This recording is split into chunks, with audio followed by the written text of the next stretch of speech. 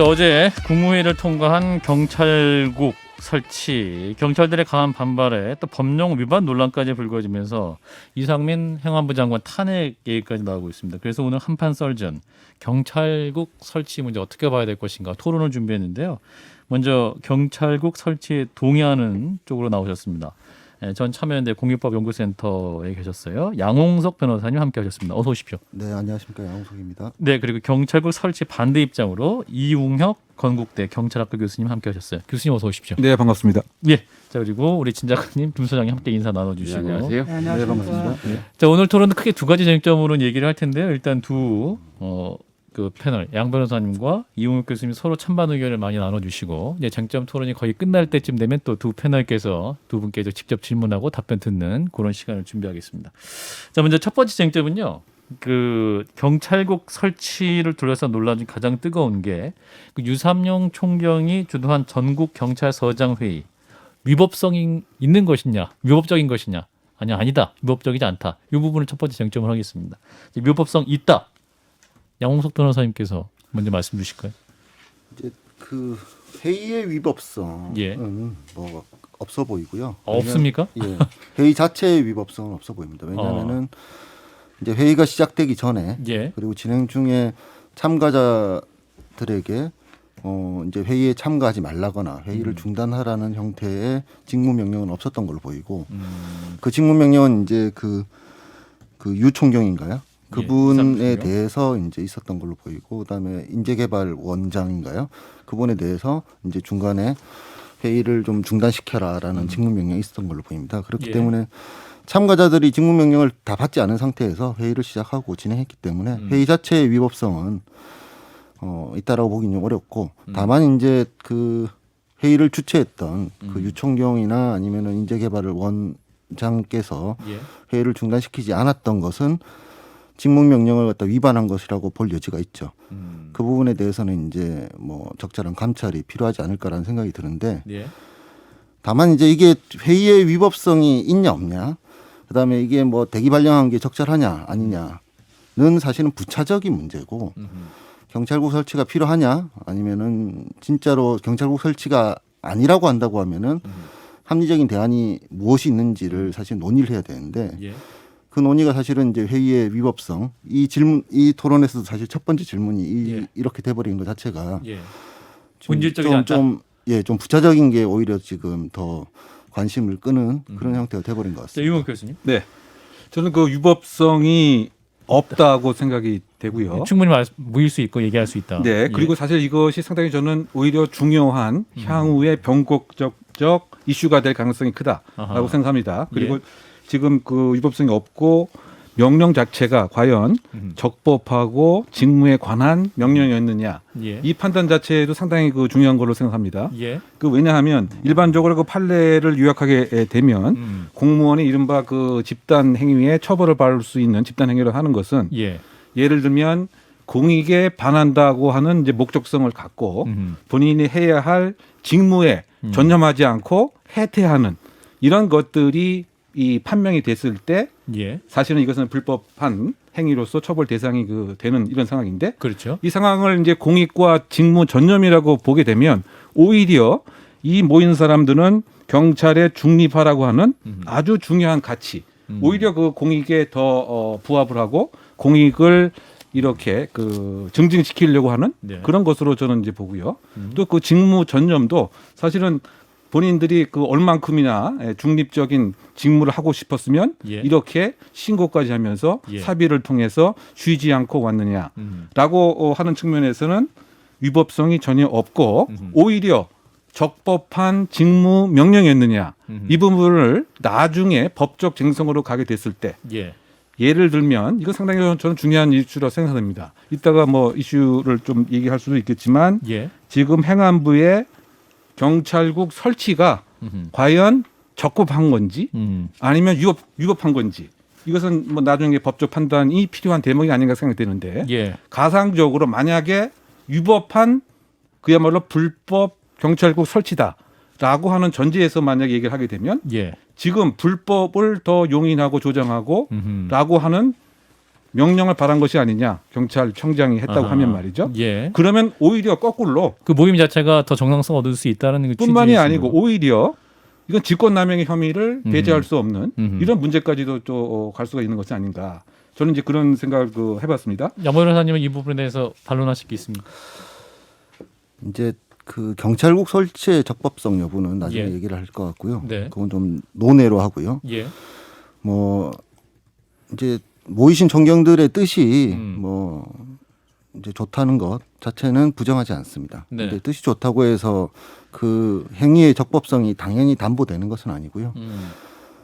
이제 많은 경우에 공무원들이 집단 행동을 금지하는 이유는 다양한 뭐 이유가 있습니다만은 예. 대체로 이제 공무원 체계 자체 이제 민주적 권력에 의해서 명령을 하게 되면은 그것에 따른 이제 복종 의무가 있는데 공무원들은 그 체계 자체를 무너뜨리지 않기 위한 것이거든요. 예. 공무원들의 반발이나 의사 개진 자체가 맞는 경우도 있고 틀린 경우도 있을 수 있죠. 그렇지만 어쨌든 그 판단은 나중에 뭐 달라질 수도 있고 하니까 우선은 민주적 권력이 정당한 절차를 거쳐서 명령을 하게 되면 그것을 따라야 된다라는 것 자체가 예. 우리 공무원 제도의 근간을 이룬다는 생각이 듭니다. 그렇기 예. 때문에 이제 경찰청장 후보자 아니, 지금 차장이신가 그렇죠? 예. 윤익은 예. 후보자. 그분이 어쨌든 뭐 차장으로서 그런 직무상 명령을 발령했으면은 그 내용이 뭐 적절한지 아닌지는 나중에 따져야 될 문제고 예. 일단은 따르는 것이 따르는 게 맞다. 맞다라는 생각이 들고요. 이용 따르지 예. 않고 그것이 이제 부당하다거나 경찰국 설치가 위법이니까 이것들에 대해서 항의하는 것은 괜찮다라고 이야기하는 것은 이제 공무원의 집단 행동을 금지하고 있는 취지 자체를 좀 잘 이해하지 못하는 것이다라는 이용욱 생각이 교수님. 예, 그래서 제가 이제 적법한 직무 명령이냐 여부가 이제 중요하다고 말씀드렸고, 예. 제가 적법에 관한 거와 직무에 관한 거를 말씀드리다가 지금 변호사님이 이제 예. 설명해서 명령에 관한 부분도 사실 살펴볼 필요가 있을 것 같습니다. 예. 명령이라고 하는 것은 무엇인가 선명하고 강제적으로 의사 표시가 전달이 돼야 됨이 명령이죠. 예. 실제로 명령이 이루어졌느냐? 어떤 측면에서 보면 하나의 권고가 아니었느냐라고 하는 해석도 있습니다. 뭐 모이지 하지 말 말라. 것이 그 네. 명령이 그랬으면 이루어지지 않았다. 좋겠다. 하지 아하. 말아라. 그러면 이것은 권고에 불과한 것일 해석도 여전히 있는 것입니다. 그러면 이런 적법한 직무 명령 이 세 가지 요건 중에 하나라도 부합되는 것인지 구성이 안 됐다. 구성이 이제 그 안 되고 더군다나 그 맥락적 그 상황이 예. 이미 청장 후보자는 이런 일을 알고 있었고 예. 또 따라서 그 다음 날 그야말로 이 보고 이 결과에 대한 예. 일정한 전달과 보고가 점심과 함께 이루어진다라고 하는 것이 상호 이렇게 암묵적인 합의가 있었다. 명시적인 약속이 있었습니다. 예. 그러면 이런 그 상황에서 갑자기 회의 중간에 무엇인가 그 표현도 해산 명령이다라고 이렇게 언론 보도에 나와 있는데 예. 과연 실내에서 해산 이건 마치 집시법을 연상케 하는데요. 예. 그 실내에서 과연 또 해산도 가능하냐에서부터 해산 이 명령권자가 사실은 따져보면 그럼 아산 경찰서장이 돼야 되는데 예. 이것은 역시 좀 부차적인 문제긴 합니다만 네. 어쨌든 이런 등으로 봐서는 적법한 직무 명령의 요건 충족에는 여러 가지 맥락적인 상황과 또 법률적인 요건, 판례의 결론 등을 비추어 보면 부합하지 않는다라고 생각합니다. 자, 근데 이제 오는 30일 날 14만 전국 경찰 회의가 있을 것으로 예보됐다가 일단 철회가 됐습니다. 이 부분 어떻게 보십니까? 유삼영 총경도 직접 만류를 했다고 보는데 아까 예. 저는 어쨌든 상당히 그 현명한 판단을 이 비용과 손실을 따져서 네. 이런 결정을 한 것이 아닌가 생각이 되는데요. 예. 그 얘기는 뭐냐면 경찰 공무원이 할 수 있는 바는 지금 체계에서 다 했고 예. 얻을 수 있는 것은 얻었다. 즉 여론을 그 환기시켰고 그 얘기는 뭐냐면 어쨌든 그 대통령의 영과 행안부 부령이 국무회의를 통해서 통과를 한 이런 입장에서 예. 이것을 다 인지하면서 이것에 이제 그 어떤 반발하는 모습을 비추는 것은 예. 요 직전까지는 입법 그 시행령 입법과 관련된 시행령 그 만드는 것과 관련된 여러 가지 의견을 이렇게 들을 수 있는 그런 어떤 측면에서 보게 되면 잠정 기간이었기 때문에 예. 의견에 대한 표출이다라고 하는 명분이 분명히 있지만 14만 시행령이 모이는 다 것은. 국무회의에서 통과됐을 때는 이것은 바로 이제 그 정면으로 그야말로 공무원 집단 행동에 그런 명령을 따르지 않으려고 하는 이런 외관도 그 충분하고 예. 그래서 이 경찰 공무원으로서 할 바는 그 다 했고 그 다음에 이슈 자체를 정치권에 넘기는 국회로. 형태로서 사실은 비용과 손해 면에서는 할 바는 다 알겠습니다. 했기 때문에 입장을 바꾼 것이 아닌가 생각해 봅니다. 네, 양 변호사님. 뭐 다행스럽죠. 이제 그런 의견 표시는 이제 다양한 방법으로 할 수 있는 것이고 알겠습니다. 꼭 모여서 해야 된다라고는 생각지 않습니다. 그리고 이미 뭐 직협이나 다른 어떤 루트를 통해서도 충분히 이제 경찰들의 일선 경찰관들의 우려나 새로운 대안에 대한 제안들은 뭐 충분히 다 전달이 되고 있으니까요. 예. 그런 것들은 다른 방법을 통해서 충분히 할 수 있으니까 꼭 전체가 모여서 이렇게 뭔가 집단 행동을 하는 듯한 집단적으로 뭔가 정부의 정책을 반대하는 듯한 모양새를 경찰관들이 만들지 않는 것 자체는 뭐 바람직하지 않나라는 생각이 듭니다. 알겠습니다. 그럼 첫 번째 이슈 여기서 마무리하고요. 자, 경찰국 설치를 둘러싼 뜨거운 두 번째 쟁점은 이제 경찰국 설치가 법 개정이 아니라 시행령 개정으로 이루어졌기 때문에 위헌일 수 있다라는 거죠. 자, 위헌 여부 헌재에서 가려질 수 있습니까?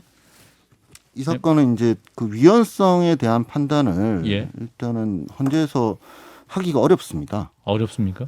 예, 이게 뭐 이제 권한쟁의 심판 같은 경우에는 예. 이제 국가기관 간에 권한과 관련된 다툼이 있는 경우에 할 수는 있습니다만 예. 지금 경찰관들의 반발이 있는 상황이라서 경찰청이라는 국가기관 자체가 과연 권한쟁의를 할 것이냐 여부가 지금 불명확한 상황이라서 경찰청에서 제기를 해야 되는 건데. 경찰청에서 이제 제기하는 것도 가능한지를 따져봐야 되는데요. 아하. 지금 경찰청 자체는 지금 제기할 의사가 별로 없어 보이는 거. 청장 없어 보이고요. 후보자의 경우에 보면.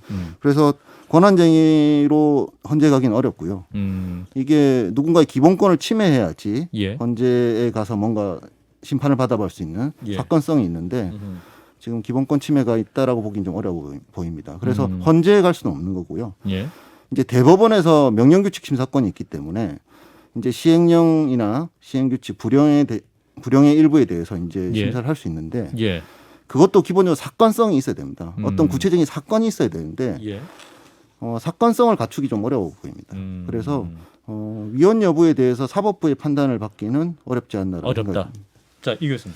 근데 결국 그 헌법재판소를 통한 권한쟁의 자체는 그 이른바 그 원고 적격이라고 하는 것이 지방 자치기관이라든가 예. 중앙행정기관이 되어야 됩니다. 예. 일반적으로 말이죠. 그러다 본다면 이제 뭐 법무부 장관이라든가 행안부 장관이라든가 그래서 이번에 이를테면 소위 검수완박이라고 하는 것에 헌법재판소에 권한쟁의를 했을 때도 법무부 장관과 검찰청장이 함께 했죠.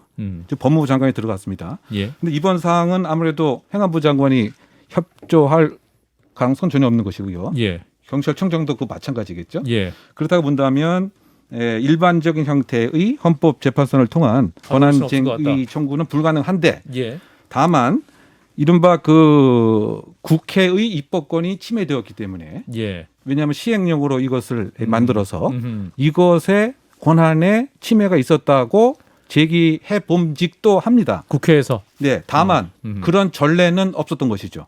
그런 전례는 한 번도 없었습니다. 예. 그런데 한번 시도를 해봄직할 수 있는 가능성은 있다라고 생각이 되고요. 그런데 어쨌든 헌법재판소에서 이것이 그 여의치 않았을 때는 아까 예. 이제 변호사님이 이제 말씀하신 것처럼 결국은 이제 다른 법원을 통해서 예. 예를 들면 그 규칙, 예를 들면 그 장관이 소관 소속청을 지휘 감독하는 그런 규칙도 그거 만들었는데 예. 그것이 결국은 여러 가지 독소 조항도 많고 시행령의 근거나 법의 근거가 아니기 때문에 예. 근데 그 가능성은 없습니다. 그래서 저는 개인적으로 생각할 때 가능성이 있는 방법은 오히려 이 위법이냐 여부를 다투는 것은 지금 징계를 혹시 받게 되는 56명의 경찰서장들이 예. 이른바 소총 심사를 통하고 그다음에 행정소송까지 통해서 전반적으로 경찰국 설치에서부터 경찰국 설치에 근거한 일련의 행위들에 대한 위법성 여부를 검토할 수 있는 가능성이 있다. 아하. 그래서 만약에 중요한 것은 여기서 또 위법성이 만약에 판단이 된다고 한다면 이 이후에 이루어지는 여러 가지 경찰 고위직에 대한 인사 문제 자체도 결정적인 알겠습니다. 결정이 마무리해 있을 수가 있다고 생각합니다. 예. 자, 그럼 본질을 좀 들어가 보면 이제 경찰국 설치 사실은 검수완박으로 인해서 이제 경찰 권력이 과대해졌기 때문에 경찰 민주적 통제 필요하다는 것 정부 입장 아니겠습니까? 경찰국 설치 필요하다. 자, 변호사님. 필요하다라기보다는 가능하다 가능하다. 정도인데요. 제 입장은 검수완박과 관계없이 경찰법과 그다음에 경찰공무원법상 행안부하고 행안부 장관의 권한으로 지금 법률에 명시되어 있는 것들이 있습니다. 예. 근데 그것이 이제 1991년에 경찰청이 만들어진 이래로 사실상 사문화돼 있고 경찰청이 행안부나 행안부 장관의 권한을 그냥 대신 행사하는 식의 관행이 오랫동안 지속돼 왔죠. 예. 이 초법적이라고 보는데요. 이 초법적 상황 자체가 이제 그동안 유지됐던 것은 경찰이 이제 청와대하고 직거래를 했고 청와대하고 직거래하면서 경찰이 오히려 이제 권력 종속성, 권력 지향성을 강하게 띠면서 예.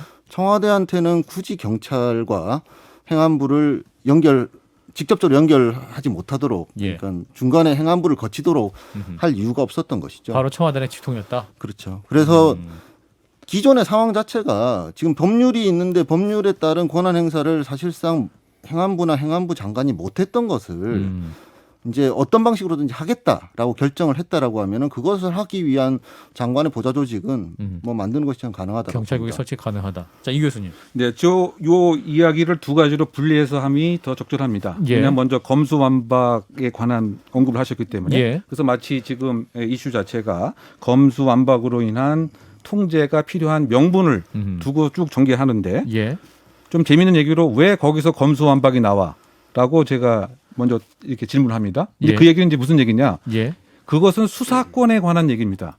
그러면 이 수사권 때문에 그러면 행안부 장관이 경찰국도 만들고 인사과도 만들었다. 그런 논리로 되게 되면 이것은 어불성설인 거죠.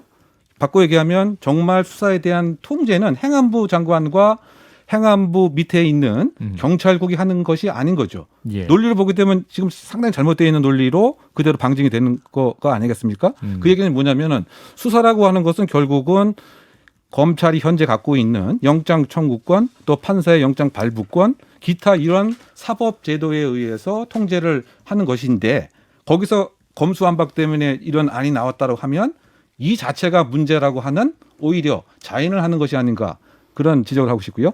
그 다음에 좀 분리해서 이제 아까 그 말씀하신 대로 그 민정수석실에서 밀행적인 문제가 있기 때문에 예. 행안부 장관의 임명 제청권을 통해서 투명하게 한다. 그거를 어떠한 근거로 담보하고 신뢰할 수 있느냐. 바꿔 얘기하면 두 가지 얘기를 하고 싶은데요. 일단 접촉하는 대상 자체와 위치만 이를테면 만약에 그 밀행적이 있었다고 한다면 민정수석실에서 예. 행안부 장관 집무실로 바뀔 가능성은 없는 것은 아니냐. 이런 문제점인데. 민정수석실 역할을 행안부 장관 경찰국 하게 되는 것이다. 네. 똑같이 입장만 달라지지 왜 갑자기 행안부 장관은 그렇게 깨끗하고 청렴한 것이고 민정수석실은 그렇게 불투명하고 밀행적이었느냐. 그 논리적 근거도 사실 없는 것이죠. 또 하나는 대통령 비서실 자체가 여전히 존재하고 있고 예. 그 누군가가 대통령의 그 최종 결재를 위해서는 일정한 역할을 하는 거죠. 예. 여전히 존재하고 있는데 마치 그것은 없는 것처럼 이렇게 얘기하는 점도 좀 문제인 것 같고요. 양 변호사님. 그 대통령 비서실을 통해서만 경찰을 지휘 감독해야 된다라는 입장과 대통령 비서실이 민정수석실을 뭐 폐지했으니까 직접적으로 경찰을 지휘 감독하지 않고 그러면서 이제 행안부에서 그런 역할을 해줘야 된다라는 입장이 아마 좀 상반되는 것 같습니다. 네.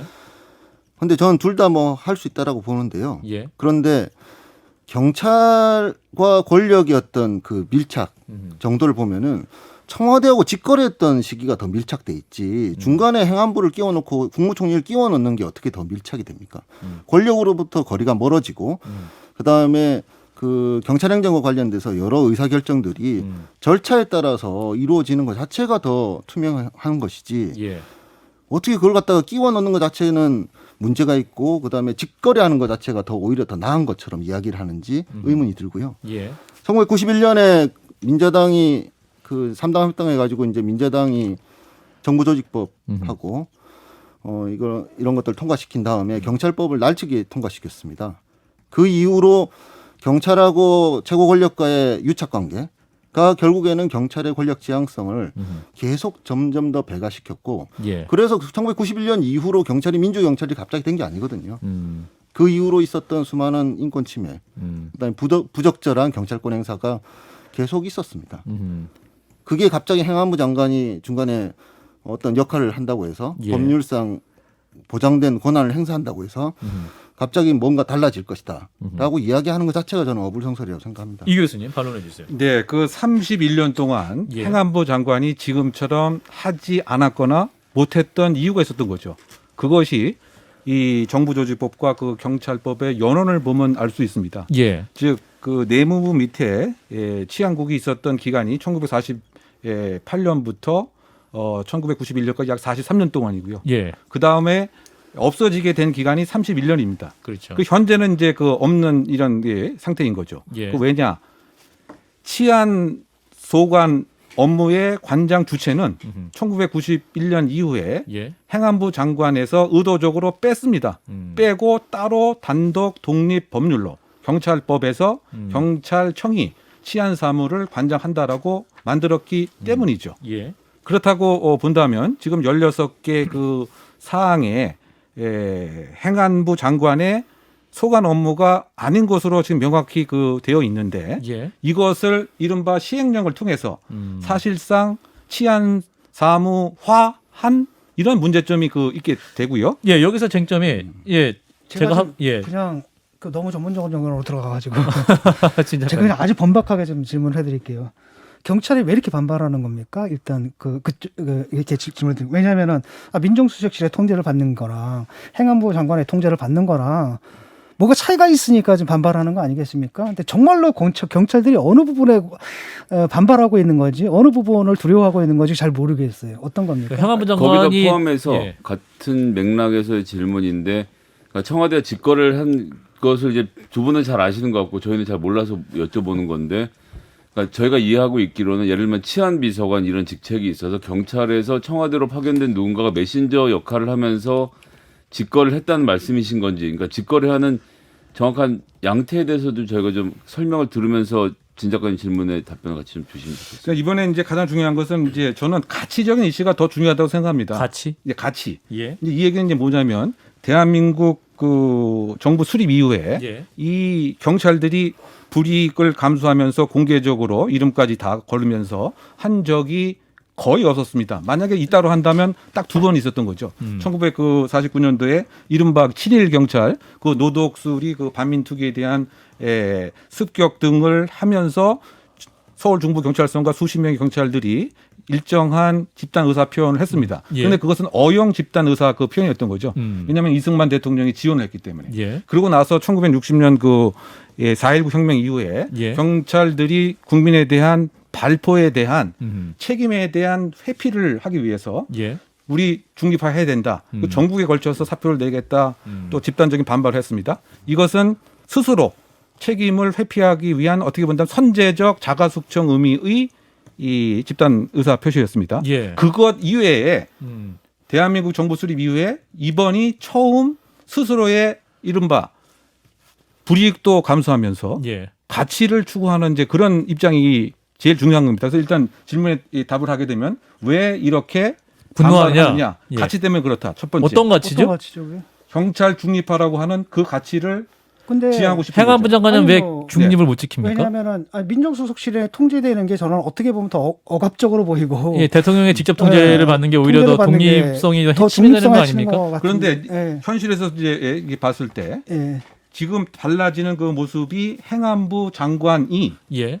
단순히 그 임용 제청권을 행사하겠다라고 하는 것에 국한되는 것이 아니고 예. 사실상은 경찰청장의 추천권 자체를 완전히 무력화시키는 상황으로 되어 있게 되는 거죠. 청와대랑 할 때는 경찰청장의 추천권을 청와대가 인정을 했습니까? 그러니까 청와대에서 이를테면 그 고위 그 간부에 관한 예를 예. 들면 치안감이라든가 예. 또는 뭐 치안 정감은 이른바 그 민정수석을 이제 통해서 이루어졌지만 예. 예를 들면 이제 그 경찰 서장 또는 경정급에 그 있어서는 예. 그렇게 이제 이루어지기 그 보다는 예. 사실상 경찰청의 의견을 받아줬다. 그렇죠. 그래서 그 좀 뭐라고 표현할까요? 새로운 인사 라인을 발굴을 지금 해야 되는 예. 이런 현실적인 문제가 생긴 거죠. 과거 같으면 적어도 예. 경찰청장의 영향력이 여전히 살아 있었기 때문에 예.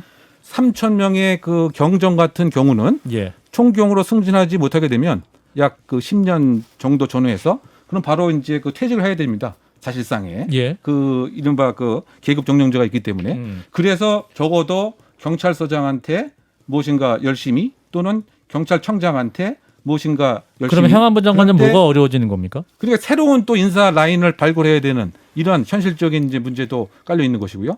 이제 바꿔 얘기하면 경찰청장이 이제 예. 더 이상 나의 상사가 아니고 또 행안부 장관이 나의 상사가 그렇죠. 된다. 그럼 그렇게 되게 되면 모든 간부들이 행안부 장관이 행안부 상사가 장관을 되면 바라보게 경찰들의 되는? 수사에 어떤 영향을 미칩니까? 네? 그 국민들에게 어떤 불이익이 생기는 거죠? 지금 가장 중요한 것은 지금 국민에 관한 논의가 없다는 것은 가장 큰 문제입니다. 예. 어떻게 본다면 이제 그 이 기관 내에서 예. 또는 그 정부 기관 간의 권력 그 재개편에 관한 문제만 얘기를 하고 있기 때문에 예. 이것이 또 다른 문제점을 볼 수 있다고 생각이 되고요. 예. 그러면 변호사님 반론해 주세요. 이제 행안부 장관이 법률에 정해진 인사와 관련된 권한을 행사하면은 경찰청의 청장의 인사와 관련된 권한이 약화되거나 예. 이제 사실상 무력화되는 거 아니냐라고 우려를 하시는 분들이 계시는 것 같은데 예. 그렇게 운영할 수도 있겠죠. 근데 그렇게 운영하는 건 잘못된 것이죠. 법령상 경찰청장에게도 인사권이 있으니까요. 보장된 인사권을 갖다가 침해할 것이 분명할 테니까 이렇게 바꾸는 건 안 된다라고 이야기하는 것 자체는 이제 상황을 하나 설정해 놓고 이렇게 되면 안 되는 거니까 애초에 법률에 따라서 행안부 장관이 행사할 수 있는 권한 자체도 행사하면 안 돼라고 주장하는 것이라서 그게 과연 이제 그런 우려가 합리적인 우려냐를 따져봐야 되는데 저는 그렇게 보기는 좀 어렵다라고 생각합니다. 그것이 그리고 이제 예, 먼저 말씀하시고 예, 그리고 이제 아까 이제 그 청와대 직거래 문제 말씀하셨는데요. 네네. 치안비서관은 이제 문재인 정부 때는 없어졌고요. 예. 그 전엔 치안비서관이 있었죠. 예. 근데 이제 주로 이제 문재인 정부를 기준으로 보면은 이제 민정수석실 그리고 국정상황실을 통해서 경찰과 소통하고 경찰에 대한 주요한 어떤 지시사항이 있으면 전달하고 예. 같이 이제 협의해서 진행하는 방식으로 진행이 됐습니다. 근데 이제 행안부에서 경찰국을 만든다고 해서 치안 사무와 관련해서 구체적으로 그러면 지휘할 수 있냐? 행안부 장관이. 예, 없습니다 지금. 경찰국에서 할 수 있는 일들은 법률에 따라서 그 법률이란 건 경찰법하고 경찰공무원법에 이미 오래 전부터 있었던 겁니다. 예. 사실상 경찰청이 행안부하고 행안부 장관의 법률상 권한을 대신 행사해 가지고 청와대랑 직거래를 해왔던 그 상황을 이제 바로잡자는 것이기 때문에 예. 지금 행안부 장관이 구체적으로 어떤 치안 사무에 관련해서 지시하거나 감독할 여지는 지금 경찰국을 가지고는 없다라고 보이지고요. 예. 그럼에도 불구하고 경찰들이 우려하시는 것은 예전의 치안본부와 같은 형태로 운영되진 않을까, 잘못 운영되진 않을까라고 걱정하시는 것 같습니다. 근데 그런데 이상민 장관이 근데 네. 이게 큰 사건 같은 경우는 본인이 또 할 수도 있다라고 네, 어떤 그렇죠. 본인의 나의 해석으로는 할 수 있다라고 또 네, 기자들이 그렇죠. 얘기하니까 경찰들도 반발하는 거 아니에요? 라고 예, 했고 예, 그다음에 거제에 내려가서는 경찰 경찰 특공대 특공대 얘기도 했었죠. 투입을 검토하라고 지시하는 것은 약간 법을 잘하시는 판사 출신인 이상민 장관이 왜 이런 어떤 의미에서 좀 그러니까 지나친 말씀을 이상민 장관의 그런 이제 잘못된 발언, 법령에 기초하지 않은 잘못된 발언으로 인해서 이 경찰국과 관련된 논란이 예. 증폭되는. 그럼 이게 잘못된 발언은 맞는 건가요? 당연히 잘못됐죠. 수사에 개입하거나 그다음에 경찰 특공대 투입 문제에 대해서도 경찰청장 아니고 행안부 장관이 지시하거나 검토를 지시하거나 이렇게 할 여지가 없습니다. 그러니까 그런 것들 하면 안 되는 거죠. 하면 안 되는 것들을 하는 경우가 있습니다. 다른 부처의 장관들도 그렇고 예. 법무부 장관도 마찬가지겠죠. 하지 않아야 되는 일들을 하는 경우가 있으면은 그 일에 따른 책임을 물으면 됩니다. 근데 해야 되는 일, 그다음에 할 수 있는 일을 하는 것과 관련해서 하지 않아야 되는 일까지 할 것이다라고 우려해서 내지는 그런 발언을 조금 뭐 했다고 해서? 정리되지 않은 상태에서 발언을 했다고 해서 법령상 할 수 있는 것도 못하게 하는 것 자체는 좀 부당하다고. 자, 이 생각합니다. 교수님 반론해 주세요. 네, 그리고 벌써 이제 그런데 관심이 있다는 거죠. 하지 말아야 될 일에 대해 그러니까 아주 많은 관심이 있기 때문에 강조해서 얘기를 했기 때문에 예. 시간 문제다. 실현을 하는 실현 문제고 더군다나 지금 경찰국 그 구조를 보게 되면 세 개 과입니다. 예. 그 인사과, 총괄 지원과 자치과인데 예. 가장 중요한 것이 이제 인사과죠. 음. 인사과를 통해서 사실상 이것이 앞으로 가능하게 될 것이다. 왜냐하면 지금 그 행안부 장관이 주장하는 것은 자신의 재청 임용권만 행사하겠다라고 얘기를 하고 있습니다. 예. 그런데 엄격하게 따져보면 1년의 재청 임용권은 딱 2번 행사합니다. 상반기 한 번, 하반기 한 번. 합치면 한 달이 안 됩니다. 그러면 1년 12개월 동안 한 달은 임용 제청권을 하는데 이 그 인사과에서 일을 하겠지만 예. 11개월 동안 원칙대로 하게 되면 휴무 상태로 들어가야 되겠죠. 그렇지 않습니까? 휴무 상태는 뭐 행안부 장관의 경찰국에 대해서 아니 그 인사과에 인사과에서 임용 제청권을 하는 아하, 것이기 때문에 예, 말이죠. 예. 그런데 11개월 동안 아무 일을 안 하겠습니까? 지금 이러한 여러 가지 인사와 관련된 예. 얘기를 하면서 예. 누가 그 특공대에 더 이렇게 전략을 잘 이렇게 세워? 예? 근데 수사와 관련돼서 어떤 사건 이거 좀 해야 되는 거 아니야? 이런 것에 관한 직간접적인 그 이야기는 사실상 인사과를 통해서 당연히 뭐 전달될 수밖에 없는 이런 형태죠. 왜냐하면 원칙대로 하게 되면 1개월 뿐이 필요하지가 않습니다. 근데 11개월 동안 이제 뭐 하겠습니까?